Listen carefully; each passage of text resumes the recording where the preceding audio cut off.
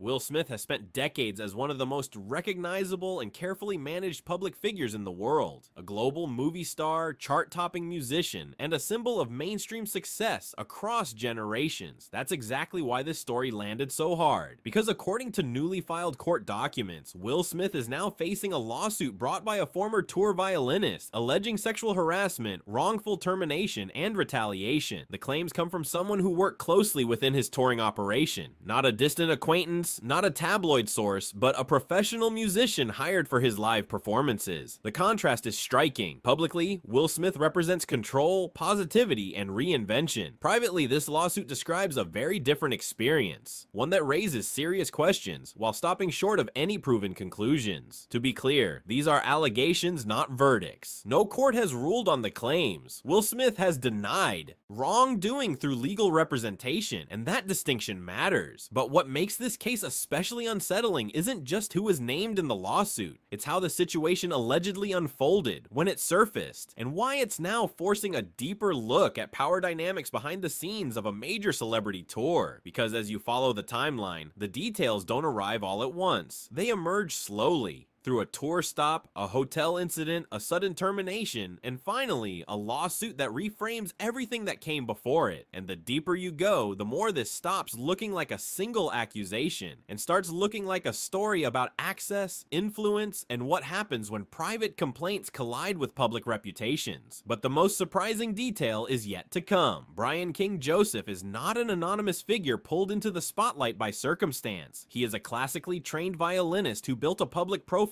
through performance, innovation, and credibility. Many viewers first encountered him as a finalist on America's Got Talent, where his electric violin style helped him stand out as both a technically skilled musician and a modern performer. Long before this lawsuit, Joseph was known primarily for his music, not controversy.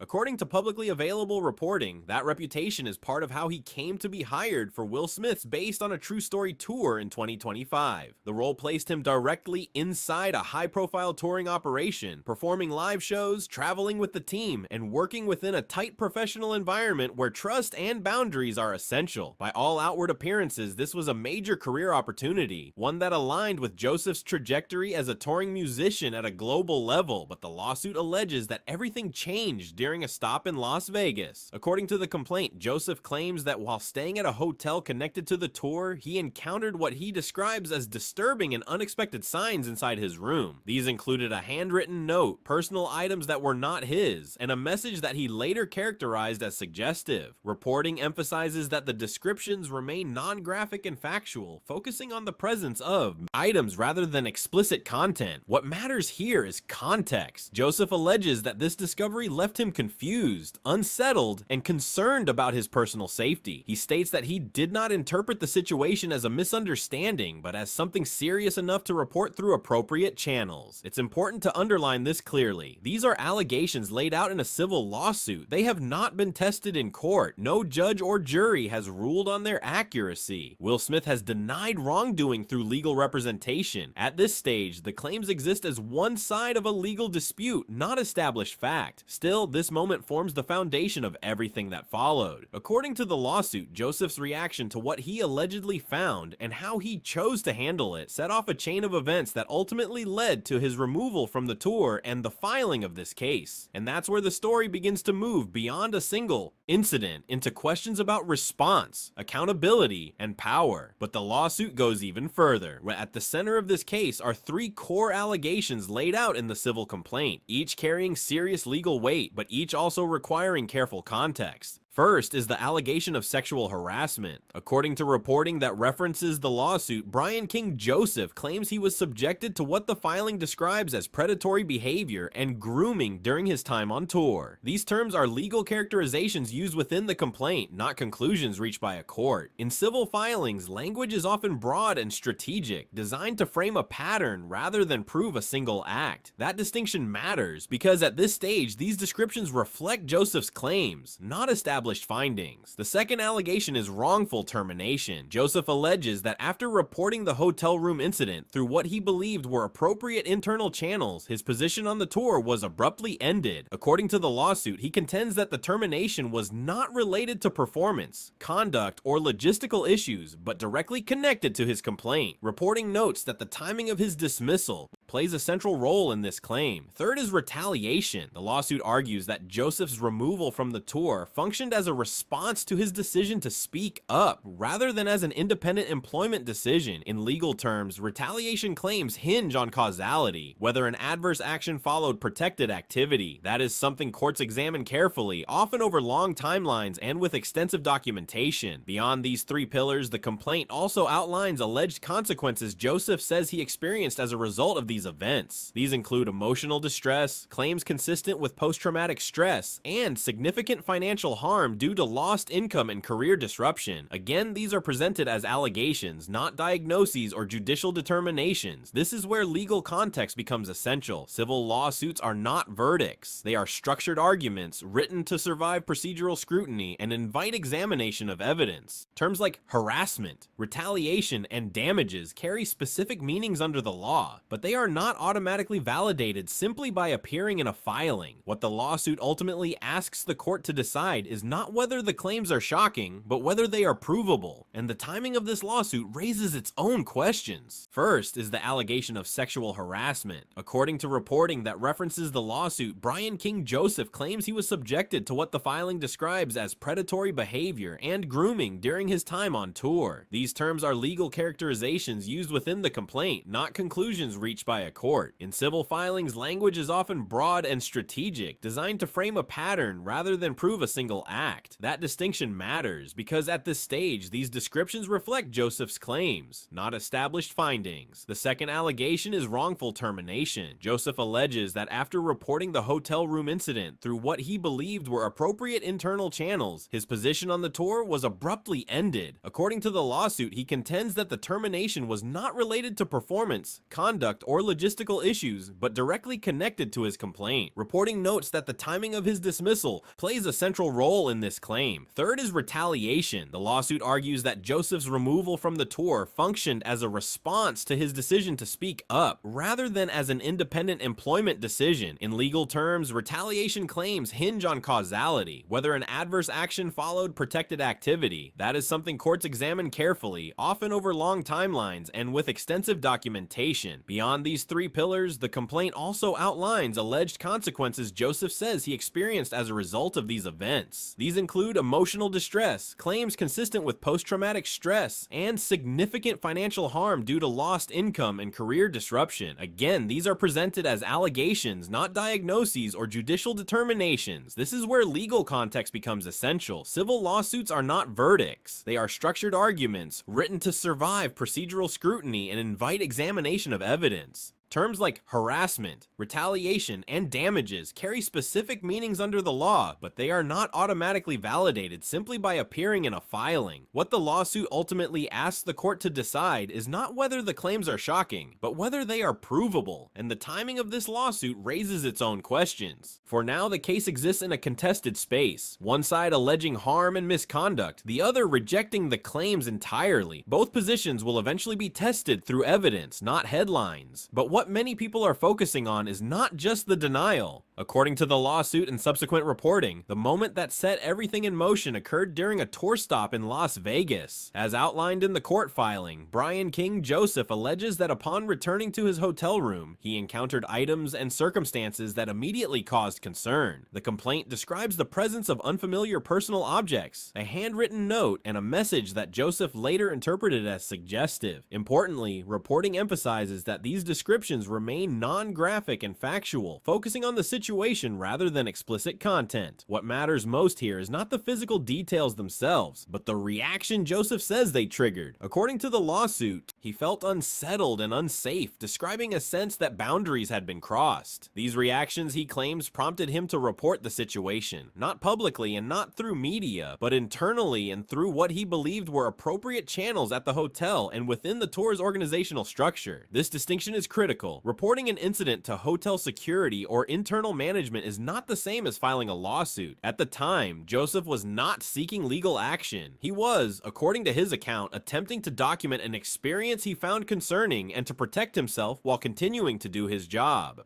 Civil complaints often emphasize this timeline because it speaks to intent, whether someone acted reasonably in the moment or escalated only after other options failed. The lawsuit further alleges that shortly after these reports were made, Joseph's role on the tour was terminated. He claims the timing was not coincidental, but retaliatory. From a legal standpoint, this sequence, incident, report, termination, is central to both wrongful termination and retaliation claims. Courts often scrutinize how closely adverse employment actions follow protected activity. Joseph also states that the incident and its aftermath had a lasting emotional impact. The complaint references symptoms consistent with post-traumatic stress and anxiety, as well as disruption to his professional life. These claims are presented without medical conclusions and remain allegations, not diagnoses. None of these assertions have been proven in court. They represent one side of a disputed narrative that will ultimately be tested through evidence and testimony. And here's where context becomes critically important. To understand how this case reached the courtroom, it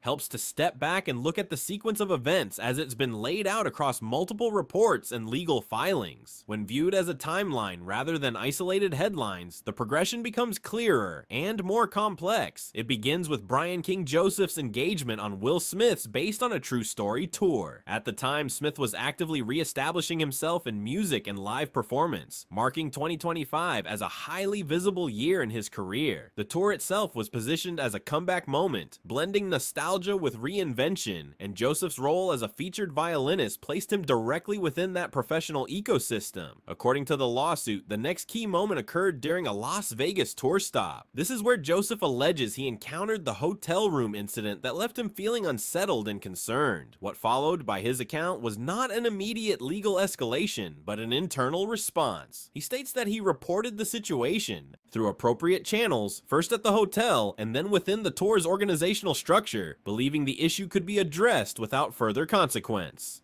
The lawsuit then points to what it describes as a sudden shift. Shortly after making those reports, Joseph alleges that his position on the tour was terminated. The filing argues that this termination marked a turning point from a workplace issue to a legal dispute because it followed so closely after his complaint. Days later, before the lawsuit was formally filed, Joseph posted a video on Instagram that some observers later interpreted as a signal that something significant was unfolding behind the scenes.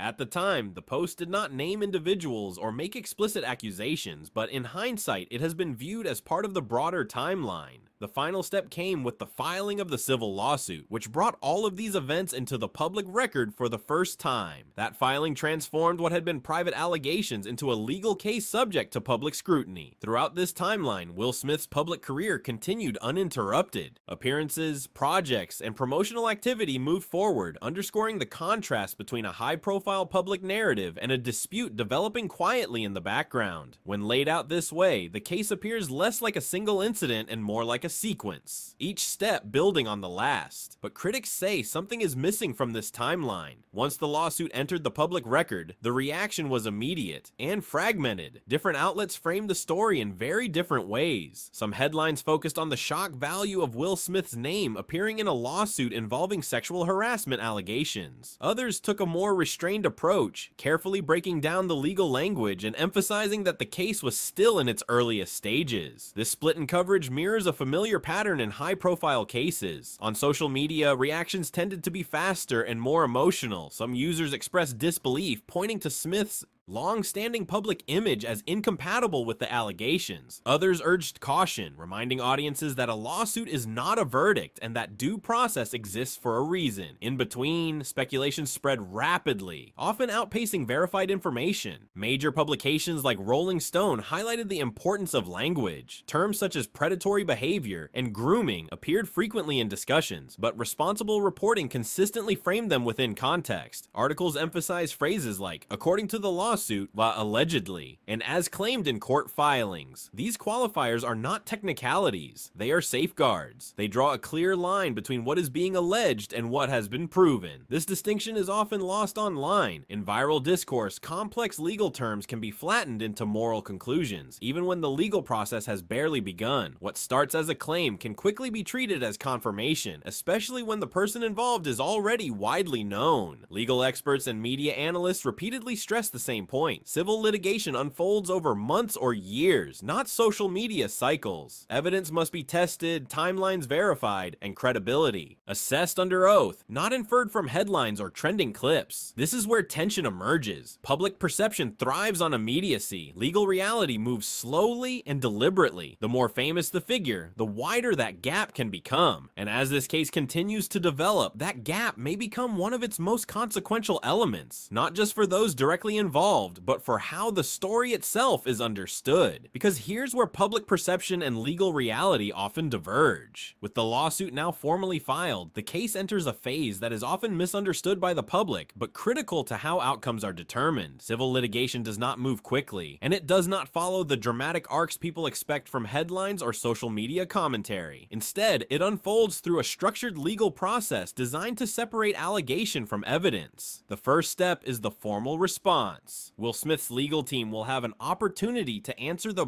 complaint in court either by denying the allegations, challenging their legal sufficiency, or seeking dismissal of certain claims. This phase focuses on whether the lawsuit meets procedural standards, not whether the claims are true. If the case proceeds, it moves into discovery, often the longest and most consequential stage. During discovery, both sides exchange documents, communications, contracts, and other materials relevant to the claims. Depositions may be taken under oath, allowing attorneys to question parties and witnesses directly. This is where timelines are tested, inconsistencies examined, and supporting evidence scrutinized. At the same time, legal strategy becomes central. High-profile cases involve careful decision-making around motions, negotiations, and risk assessment. The costs, financial, reputational, and emotional, can be significant for all parties involved. Media attention adds another layer, influencing public perception even as the legal process remains insulated from it. Many civil cases resolve before trial through settlement discussions, though no indication has been made that such talks are underway here. If no agreement is reached, the case could ultimately proceed to trial, where a judge or jury would evaluate the evidence and render a decision. Throughout this process, one principle remains constant. A lawsuit is not a finding of guilt. It is a legal mechanism to present claims, seek accountability, and request compensation where harm is alleged. Outcomes are determined by evidence and law, not speculation. In cases involving public figures, that distinction is especially important. The court of public opinion often moves faster than the court of law, but only one of them has the authority to determine facts. And ultimately, only a court can determine what the facts are. As this case continues to unfold, one thing remains clear. There has been no verdict. What exists right now are allegations laid out in a civil lawsuit, a firm denial from Will Smith's legal team, and a legal process that has only just begun. No court has ruled on the claims, no evidence has been weighed publicly, and no conclusions have been reached. Yet the impact of cases like this often extends far beyond the courtroom. When allegations involve globally recognized figures, public reaction tends to arrive long before legal resolution. Reputations are questioned, narratives take shape, and opinions harden, sometimes without the benefit of full information. This is where the broader issue emerges. How society responds to lawsuits against public figures says as much about cultural expectations as it does about individual cases. Allegations deserve to be taken seriously. At the same time, legal systems exist precisely to ensure that seriousness is matched with fairness, evidence, and due process. The tension between accountability and presumption of innocence is not new, but it becomes especially visible when fame is involved. For the individuals at the center of the case, the stakes are personal and legal. For the public, the challenge is interpretive, separating what is alleged from what is proven, and resisting the urge to let headlines substitute for judgment. Stories like this also raise questions about ethics and responsibility, both in how allegations are reported and in how audiences consume them. Justice is not served by silence, but neither is it served by assumption. As new developments emerge, this case will move forward in the only place where facts are determined, the court of law. Until then, the most responsible position is one of of a tension without conclusion. How do we balance accountability with respect for due process when public figures are involved? If you want to stay informed as this case develops, follow along for updates. In the next video, we'll break down the legal mechanics behind cases like this, explaining terminology, procedures, and what legal experts look for as disputes move through the system.